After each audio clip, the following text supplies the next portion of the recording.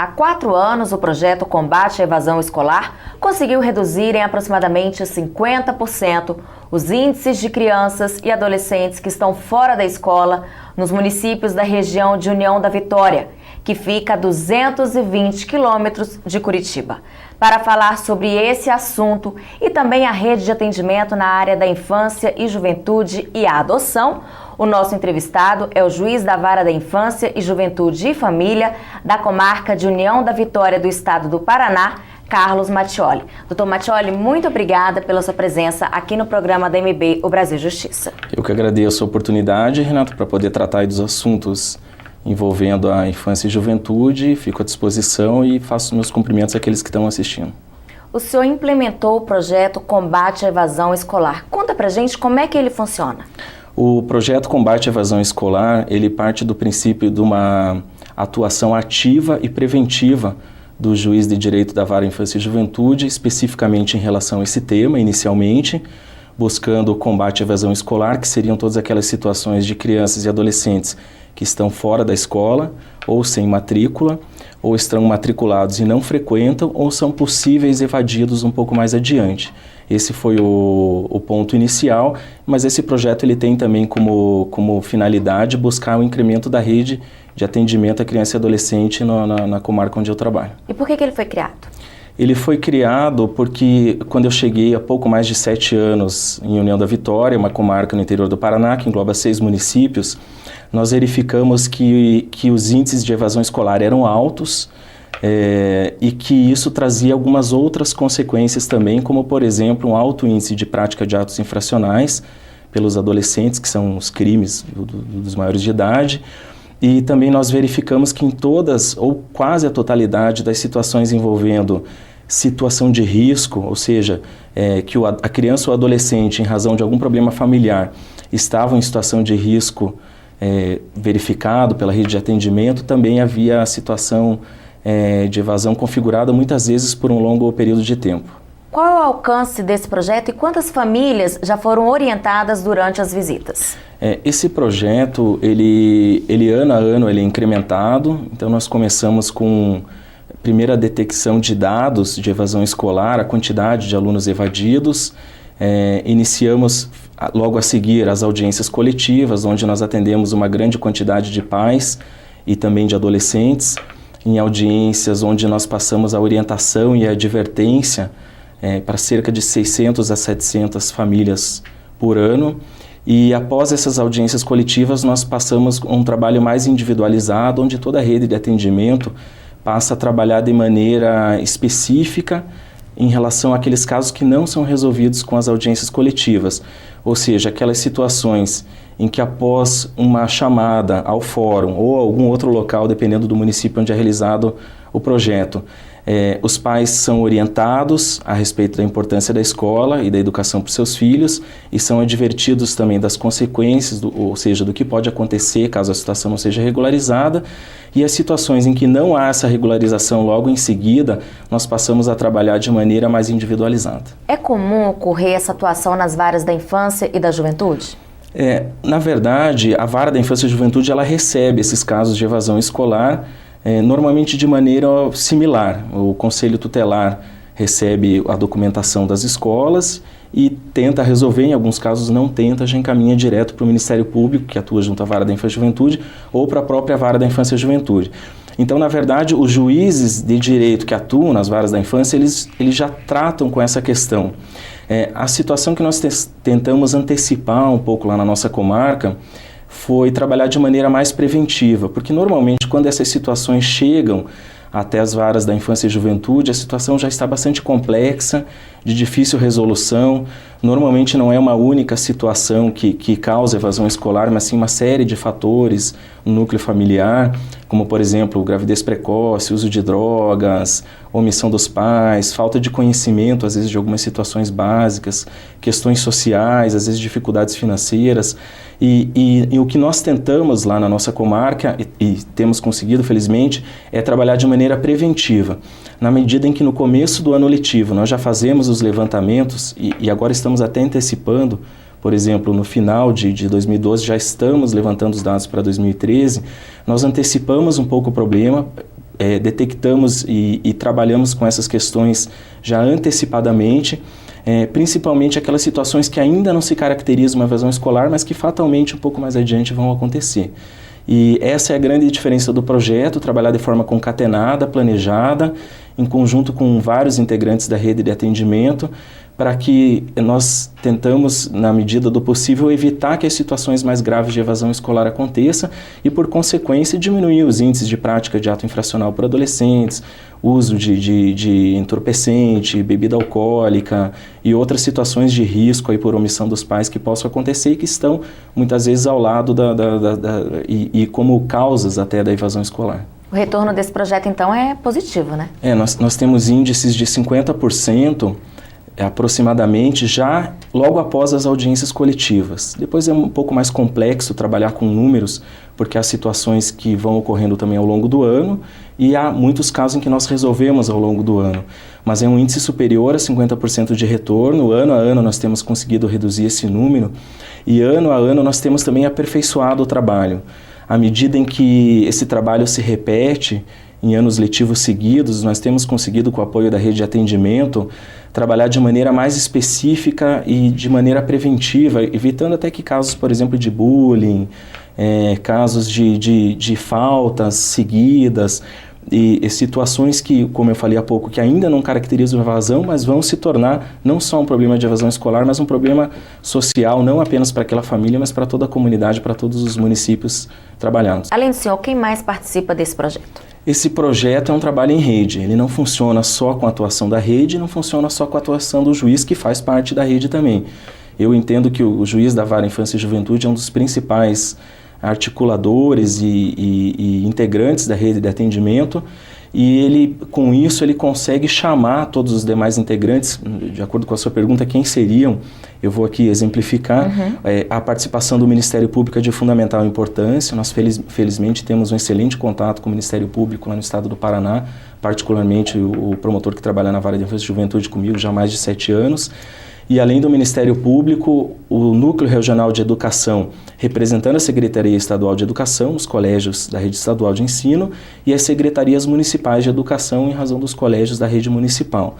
Além disso, nós chamamos toda a rede de atuação na área da infância, como, por exemplo, as Secretarias de Ação Social dos municípios, pedagogos, professores, diretores, a participação da Polícia Militar. Eu sempre incluo como integrante da rede de atendimento a imprensa. Nós temos uma efetiva participação da imprensa local por meio de jornais, rádios, televisão, até para multiplicação do tema perante toda a comunidade, também trabalhando de forma preventiva para que aquelas pessoas que acompanham o trabalho da imprensa já tenham essa ciência da importância da educação, de que alguma coisa pode acontecer também com a sua família se a situação de evasão escolar for constatada, e inúmeros outros integrantes, todos que se propõem a ser parceiros, como, por exemplo, faculdades, o meio estudantil, todos aqueles são chamados para participar do projeto. Existe a possibilidade de levar esse projeto para outras comarcas do Paraná e até mesmo para outros estados? Esse projeto, até a pedido do presidente da Associação dos Magistrados do Estado do Paraná, juiz Fernando Gani, ele foi visitar o projeto, levou outros juízes para lá, e esse projeto foi escolhido por uma comissão nomeada pela AMAPAR, a pedido da Corregedoria Geral da Justiça do Estado do Paraná. Ele foi escolhido ao lado de vários outros projetos de alcance social, diretamente ligado às atividades judicantes. Ele foi escolhido como um dos projetos a ser fomentado e multiplicado dentro do Estado do Paraná para outras comarcas que os juízes tenham interesse a trabalhar e tenham esse problema, e que na verdade é um problema nacional, né? Um problema que se verifica em todas as comarcas e as varas da infância e juventude do Estado do Paraná e do Brasil. E além disso, ele foi incluído também no site da nossa associação, www.amapar.com.br/responsabilidade social, de maneira que os outros juízes já tenham uma base do projeto para poder segui-lo. Muito obrigada. No próximo bloco, o juiz da Vara da Infância e Juventude e Família da Comarca de União da Vitória do Estado do Paraná, Carlos Mattioli, vai conversar com a gente sobre a rede de atendimento na área da infância e juventude. Não saia daí, o intervalo é rapidinho. A presidente do Tribunal Superior Eleitoral, ministra Carmen Lúcia, vai abrir as atividades do 21º Congresso Brasileiro de Magistrados da AMB com a palestra Justiça e Eleições. O evento será realizado entre os dias 21 e 23 de novembro no hangar Centro de Convenções e Feiras da Amazônia, que fica em Belém. Garanta sua inscrição no site amb.com.br/Congresso 2012.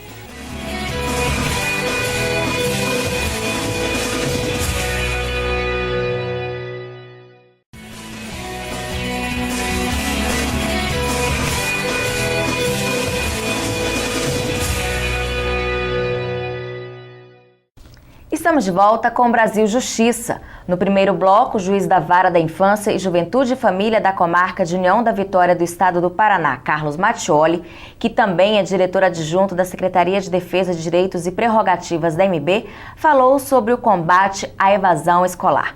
Agora vamos abordar a rede de atendimento na área da infância e juventude. Doutor Carlos, quem faz parte dessa rede de atendimento na área da infância e juventude? Veja, Renata, essa pergunta é importante, como nós vimos falando no bloco anterior. São inúmeros integrantes. Essa rede ela não é limitada.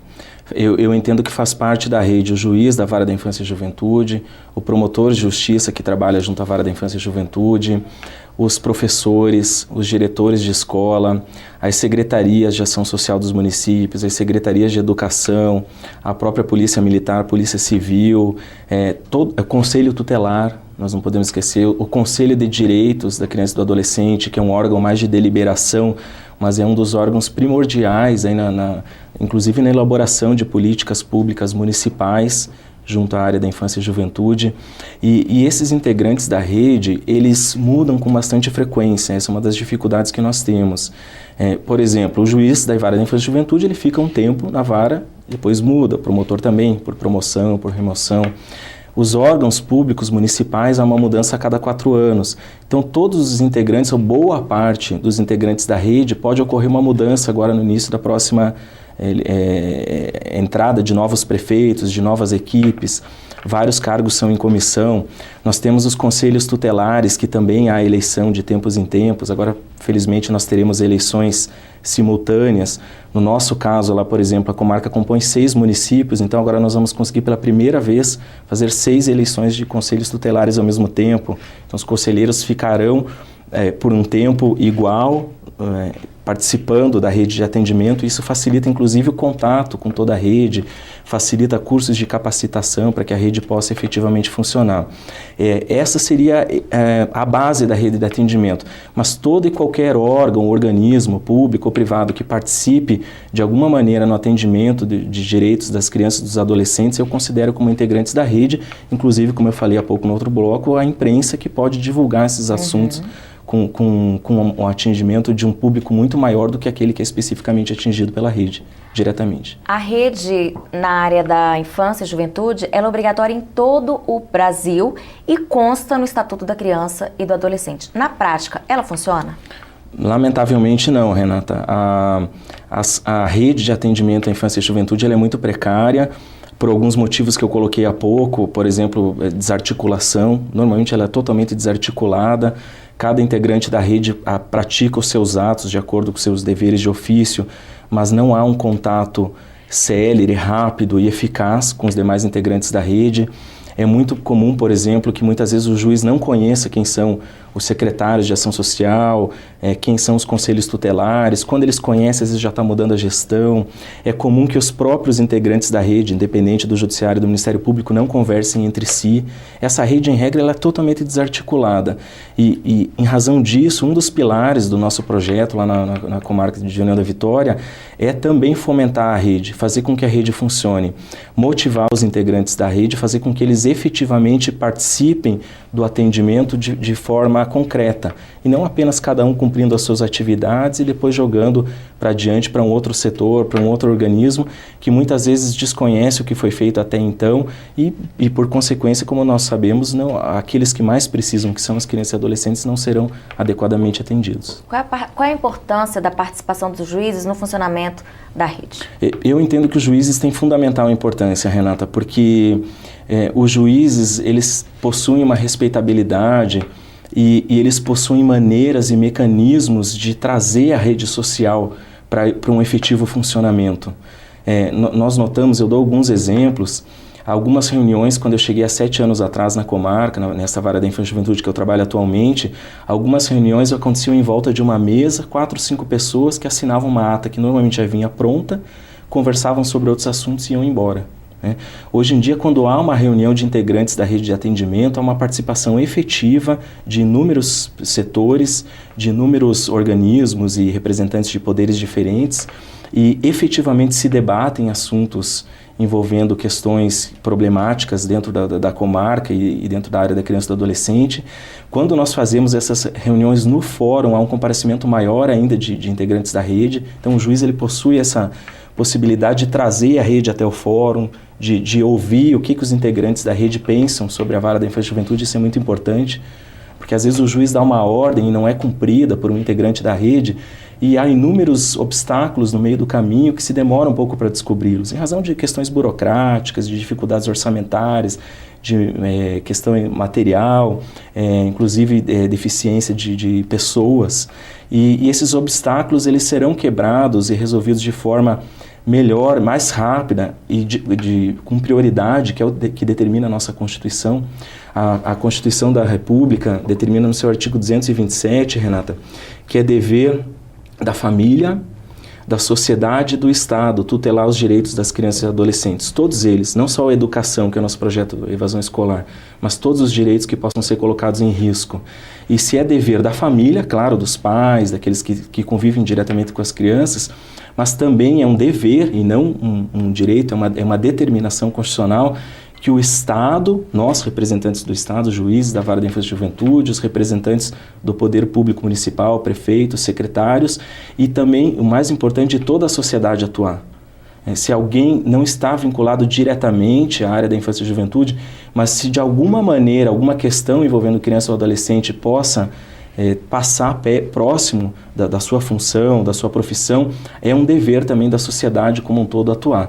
E eu acredito que nós, como juízes de direito à infância e juventude, nosso dever é ainda maior, nossa responsabilidade é ainda maior, e por isso que nós temos esse projeto para fazer a rede funcionar. Claro que há vários outros juízes da vara da infância e juventude que fazem isso também. Lá no Paraná nós temos aí Dr. Fábio Brandão em Colombo, Dr. Sérgio Creus em Cascavel, vários outros juízes que também atuam de forma concreta, mas é sempre possível fazer mais, é sempre possível buscar a rede para conseguir incrementar isso e melhorar. Isso demonstra que o Estatuto da Criança e do Adolescente não é cumprido até hoje?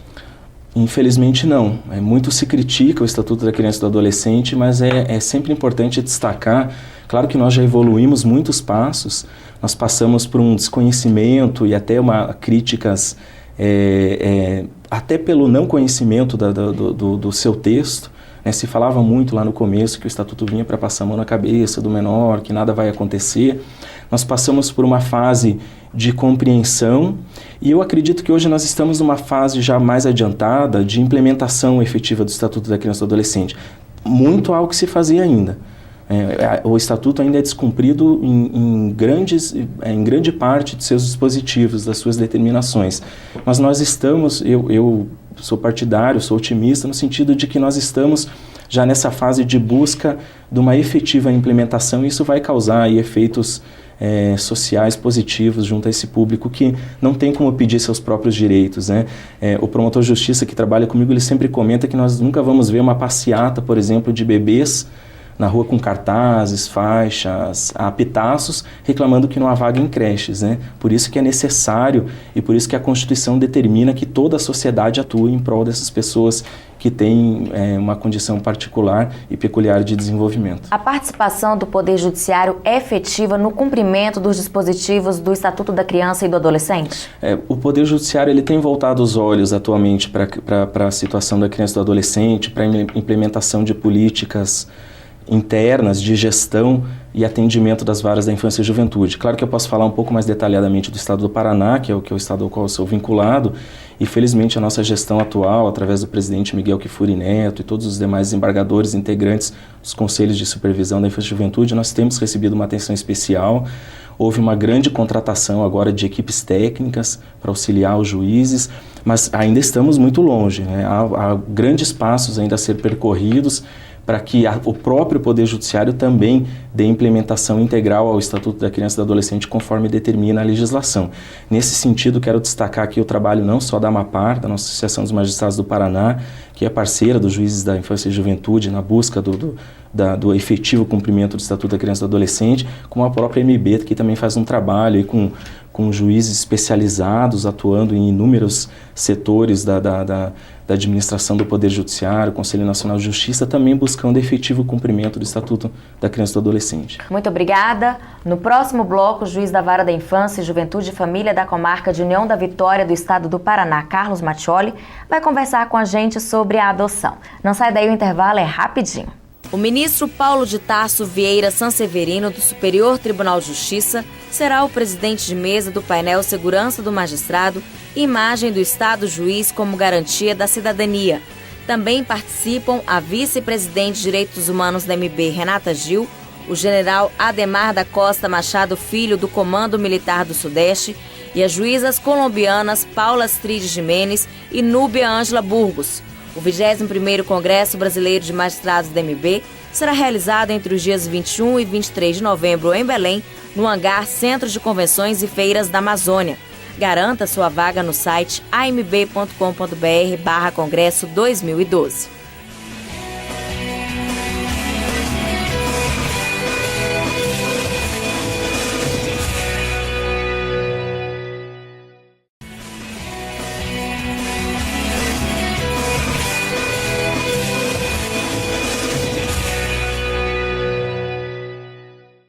Estamos de volta com o programa da MB, o Brasil Justiça. Nos 2 blocos anteriores, conversamos sobre o projeto Combate à Evasão Escolar e a rede de atendimento na área da infância e juventude.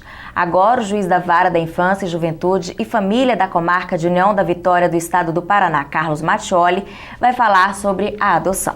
Doutor Mattioli, falamos no bloco anterior da rede de atendimento e das equipes técnicas da Vara da Infância e da Juventude. Quando essas 2 questões estão em um bom funcionamento, há uma diminuição de crianças e adolescentes em situação de risco? Com certeza, Renata. A partir do momento em que tanto o Poder Judiciário esteja devidamente equipado, as varas da infância e juventude estejam equipadas para atender a demanda existente e que principalmente a rede de atendimento funcione de forma efetiva, nós temos aí, inclusive, consequências sociais positivas para a comunidade onde aquela vara da infância e juventude atende. Como eu falei há pouco, nós temos essa dificuldade do próprio Poder Judiciário, questões orçamentárias, entraves burocráticos, mas o Poder Judiciário está atento, a administração dos tribunais está atenta para essa questão hoje, o Conselho Nacional de Justiça, e nós devemos também sempre cobrar dos gestores municipais que também deem a devida atenção para a rede de atendimento, para que criem uma boa estrutura de atendimento na área social, não apenas com doação de cestas básicas, etc., mas principalmente para a criação de planejamento para o atendimento das famílias que mais precisam, para o encaminhamento de tanto crianças, adolescentes quanto pais dependentes do alcoolismo ou drogas, para atendimento, para que tenha uma boa relação com as escolas, para que essa rede possa funcionar e a consequência disso vão ser menos crianças em situação de risco, de abandono, de negligência, omissão e menos prática de atos infracionais por adolescentes. Mesmo com a tentativa do Poder Judiciário em resolver, mas quando não se encontra uma solução, qual é o encaminhamento para as crianças e adolescentes em situação de risco?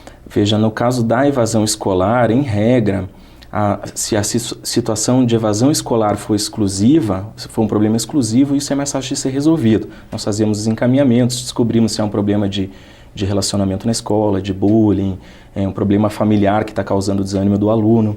Quando o problema é mais complexo, que ele envolve não apenas evasão escolar, mas situações como, por exemplo, abuso de álcool ou drogas pelos pais, situações de omissão, de negligência, prostituição da mãe, por exemplo, nesses casos, em situações complexas, é possível a destituição do poder familiar, onde as crianças e adolescentes são abrigados, os filhos são encaminhados para uma casa de acolhimento e aguardam por um tempo para verificada todas essas situações de graves, de desídio, de omissão, negligência dos pais, sejam encaminhados para adoção. Explica pra gente o que é destituição familiar, que o senhor citou agora há pouco. A destituição do poder familiar, ou do pátrio poder, como se falava antigamente, seria a retirada do poder que os pais têm sobre os filhos. Então, se fica comprovado que eles não possuem mais condições de criar os filhos, o juiz ele vai destituir o poder familiar, ou seja, ele retira esse poder de decisão, de criação, de sustento e todos os deveres que os pais possuem em relação aos filhos, direitos e deveres, e isso é repassado para uma outra família, que seria daí no caso a família adotiva. Quem pretende adotar, quais são os procedimentos? Aqueles que pretendem adotar, é sempre bom falar sobre isso, a importância da sua pergunta, Renata, porque é importante que a adoção aconteça junto às varas da infância e juventude, para que não aconteça nenhum risco, principalmente para as crianças e adolescentes, mas também para aqueles que estão adotando. Quem não segue o que é previsto na legislação pode ter uma surpresa ruim e pode criar um trauma, não só para as crianças, mas para aqueles que estão adotando também. Então, basicamente, de forma resumida, encaminhar toda a documentação pessoal para uma vara da infância e juventude da sua comarca. Se for uma cidade pequena que não tenha fórum, procura o Conselho Tutelar vai indicar qual é a vara da infância e juventude que atende com documentos pessoais, comprovante de endereço, de renda, emprego, se houver, certidão de casamento e outros documentos que a própria vara vai orientar e essas pessoas vão se cadastrar para poder depois adotar uma criança ou um adolescente. Mesmo que a pessoa tenha interesse em adotar alguma criança ou adolescente, é preciso fazer também um curso preparatório de adoção? Isso também é importante destacar, Renata, que o procedimento ele não é tão simples ou rápido quanto algumas pessoas gostariam. Por quê? Para preservar depois as próprias crianças e adolescentes que vão ser adotadas e também para que os pais, a pai, a mãe ou aquele que adota, ele esteja efetivamente preparado para receber uma criança no seu lar. Então, em razão disso, é necessário toda uma cautela, inclusive o curso que você perguntou, é uma alteração mais recente, e esse curso é de grande importância para que as adoções um pouco mais adiante deem certo, sejam efetivas e não aconteçam casos, às vezes, de devolução de crianças que são situações muito graves, que criam, às vezes, um segundo trauma, uma criança que já passou por uma situação de abandono, para que seja abandonada também pelos adotantes. Esse curso, ele é pago? Esse curso é promovido, ele não é pago, ele é gratuito, não há nenhum custo para que alguém se cadastrar junto a uma vara da infância e juventude para quem pretende adotar. Inclusive o curso é promovido pelas próprias áreas da infância e juventude, não há nenhum custo. E a adoção tardia, ela acontece com frequência? Como é que ela é? É interessante, Renato, que esses cursos, a gente tenha conseguido, onde esses cursos já funcionam de forma efetiva, e possuem um bom trabalho de uma equipe psicossocial, uma equipe multidisciplinar, nós temos conseguido felizmente aumentar um pouco o número de crianças. A adoção tardia seria a adoção de crianças maiores, já 4, 5 anos de idade ou até adolescentes. E felizmente com esses cursos nós temos passado orientação para alguns pretendentes que têm conseguido se encaixar no perfil e nós temos conseguido aos poucos ainda, de maneira um pouco devagar, mas temos conseguido sim aumentar a adoção tardia. Obrigada! Chegou a hora da gente conhecer no quadro Vida de Juiz um pouco da trajetória dos magistrados. Meu nome é José Dantas de Paiva, eu sou juiz da primeira vara da Infância e Juventude em Natal, estado do Rio Grande do Norte. Já sou juiz há 23 anos e sou juiz por vocação. Escolhi por influência de um amigo do meu pai e depois eu persegui essa ideia e hoje eu junto útil e agradável. Eu exerço essa profissão porque é uma missão para mim. E para quem quer ser juiz, o primeiro passo é decidir o que é que você quer ser. Na hora que você decidiu ser juiz, aí não tem outra escolha, é estudar muito. Não só matérias técnicas, mas tudo que for cultura geral, não só nacional, mas também internacional. Então essa é uma dica que eu dou para quem quer ser juiz. Agradeço ao juiz Carlos Mattioli pela entrevista. Eu que agradeço, Renata, fico à disposição sempre que for de entendimento de vocês, se for necessário, para tratar não só dos assuntos da infância, juventude e família, mas também qualquer outro assunto envolvendo o Poder Judiciário ou a própria Associação dos Magistrados Brasileiros, da qual eu faço parte. O nosso programa termina aqui. Se você quiser sugerir algum tema, escreva para o nosso e-mail brasiljustiça@amb.com.br. Muito obrigada pela sua companhia e até o próximo.